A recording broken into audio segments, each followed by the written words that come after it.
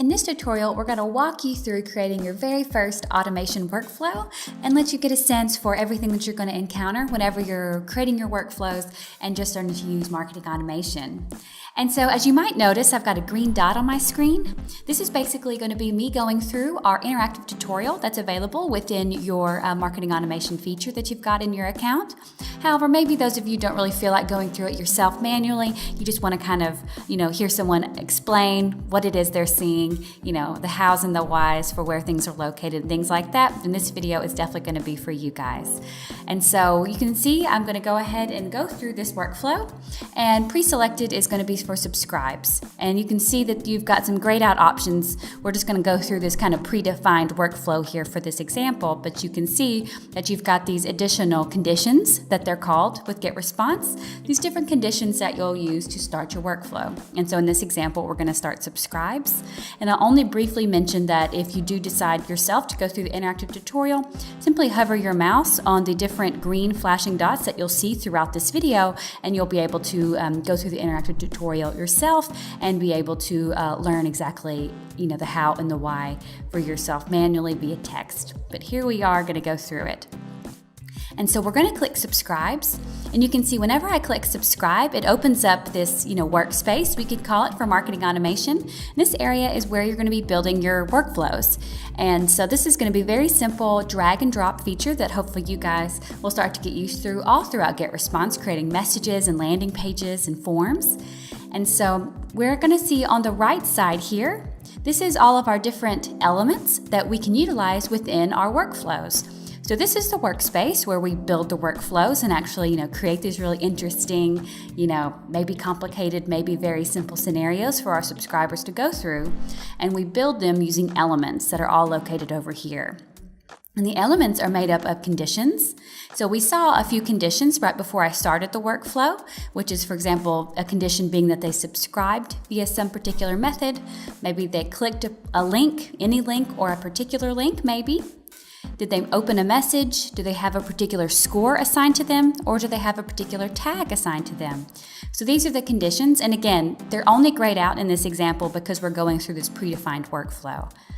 And I want to mention it briefly in case those of you are curious. If you do not care to continue going through the interactive tutorial, if you've enabled it, you can simply disable it by turning it off, and the page will simply reload, and then you'll be free to build your own free-form workflow.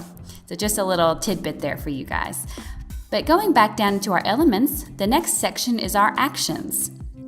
So the actions are usually what you'll do after someone meets some condition, like maybe they subscribed via some particular form, or maybe they opened some particular message. Usually after that, your next move, a lot of times, will be to react to that condition being met and have an action element moved over here into the workflow area. And so the different actions you can see, of course, are to send a particular message, copy them to a campaign, maybe move them to a campaign. You could apply a tag, some particular tag to them, or give them a score. And so this is second set of actions. And then the third set within the elements we have here are filters. And so for right now, we've got the filter of delay, range, and amount. And we'll go through them just a little bit whenever we utilize one of the filters in this workflow example.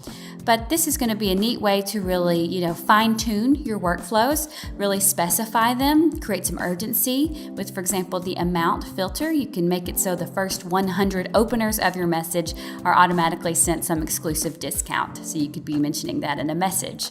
Or a range. You could either create some type of A/B test and send different types of messages to a range of your subscribers, or maybe give different promotions or prizes or deals for the first 0 to 100 clickers you've got, and then, the 101st to 200 will get something else. And then a delay is a very common filter of just waiting some time before you take another action or check for another condition. And so I know that's a lot of explanation about all these elements. We do have lots of dedicated resources for you guys, like FAQs and other video tutorials that go through marketing automation as well. But this is kind of going to be us going through this predetermined workflow here. So this is going to just be hopefully getting you guys an overview about what you're going to be seeing here and understanding the lingo, like this being called a workspace where we build our workflows and different elements being used to build those workflows. workflows. And with those three types of elements, we've got the conditions, the actions, and the filters. So with that all said, let's continue building this workflow. And so in this example, I'm going to be moving over the send message action element over here into the workspace, and then connecting the two elements. So this is how you can see that we're actually, building a workflow is by connecting the connection points to each other. And so we'll see that as we proceed forward, how we actually create this really, beautiful string of actions, conditions, and filters to make up our workflow. And now we're going to see that we've got this properties tab here. Because the Add Elements tab is, again, where we're going to utilize all of these three types of elements and moving them into our workflow to build this really, particular scenario. But then in Properties, for each of these elements, you'll be able to specify different details based on the element that you have highlighted. So currently, highlighted and selected, here in blue is, remember, the action of send a message. So of course in Properties, I want to go ahead and specify which message should be sent to these people who subscribed via my form. So we can see we're going to automatically choose Select a Message, and we've got this predetermined message choice here for the example of tutorial message. So now you can see they subscribed via the form, now we're going to send them a message.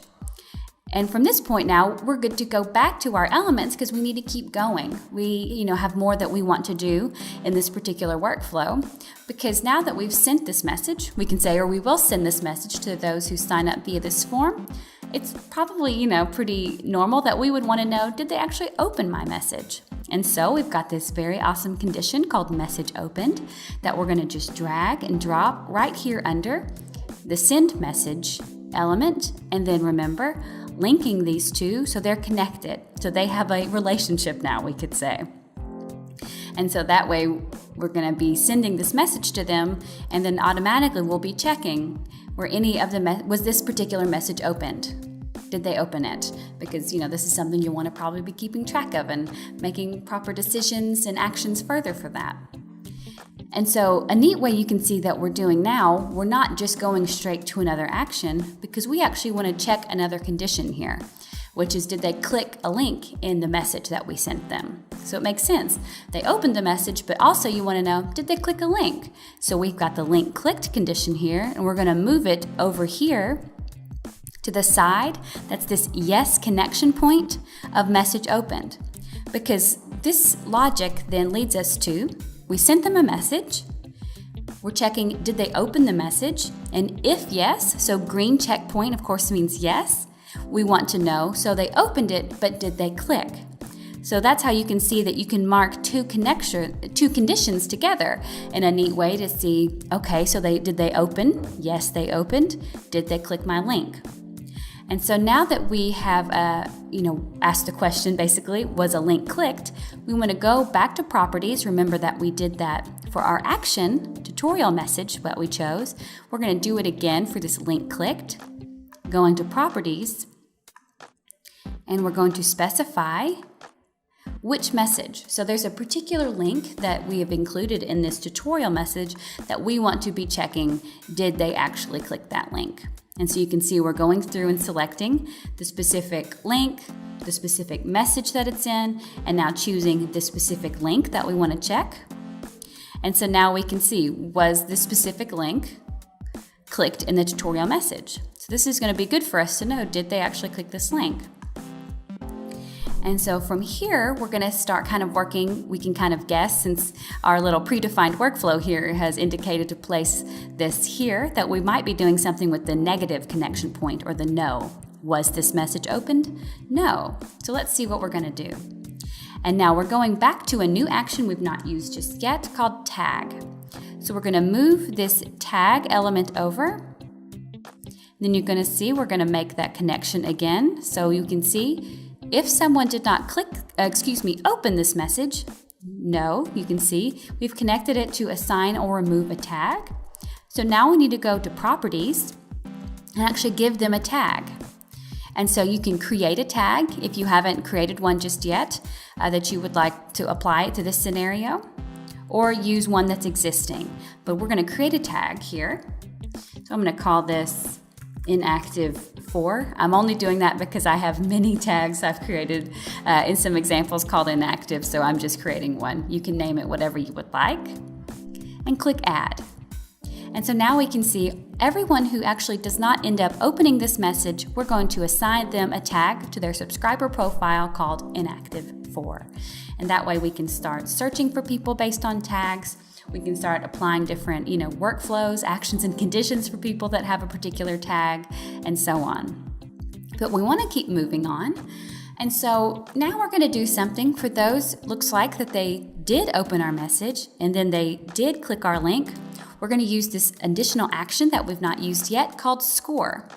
And so you'll hopefully come to see that tagging and scoring are really excellent ways to start really proactively and, smartly, I could say, managing your subscriber database. So because you're tracking these opens and clicks, if you're applying different tags and scores that you're setting up for your strategy, you're going to be able to really keep track of, who's engaging with you, who is not, what content in particular people are engaging with. That's only going to help you make better decisions for the future.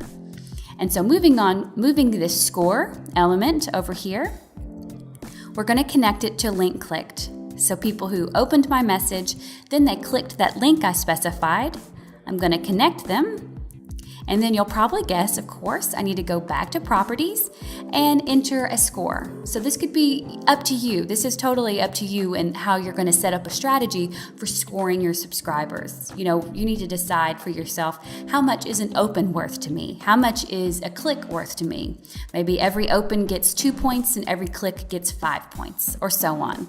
You can really just set up your own strategy. That way you can start seeing when people are getting up to some number of points.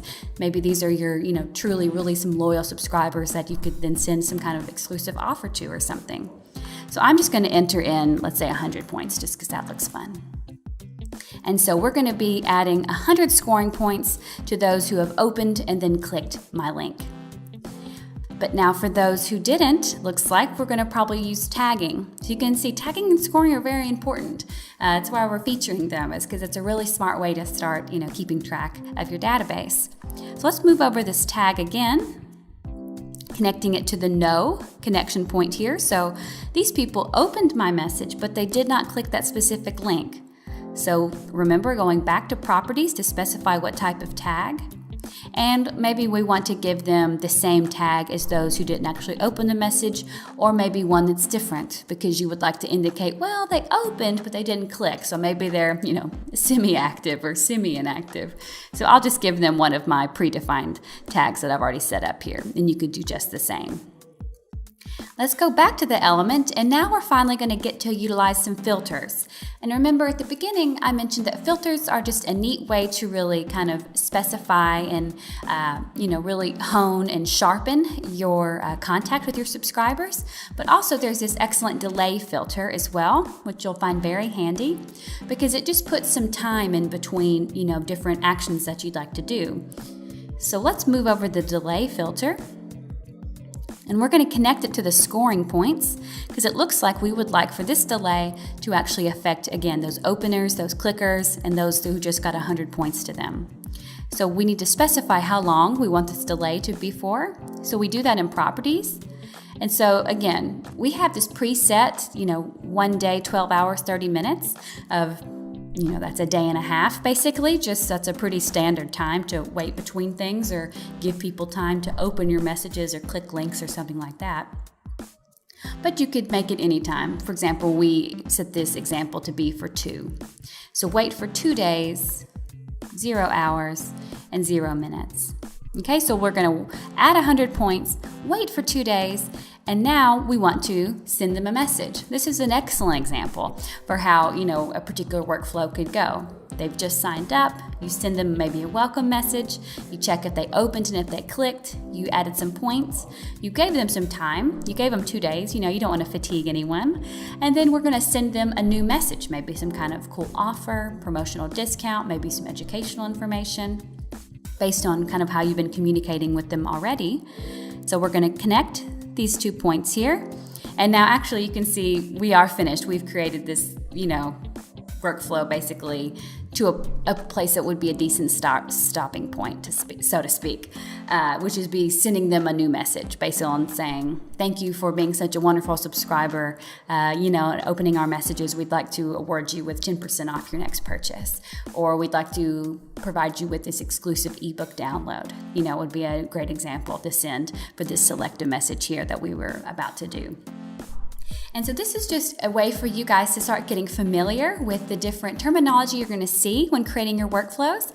So remember, we've got a workspace, we've got elements. Elements are made up of conditions, actions, and filters. And then each element can be more finely tuned within the properties. So hopefully you guys feel a little bit more comfortable about what it is you're going to find within marketing automation and building your workflows, and you can get to it.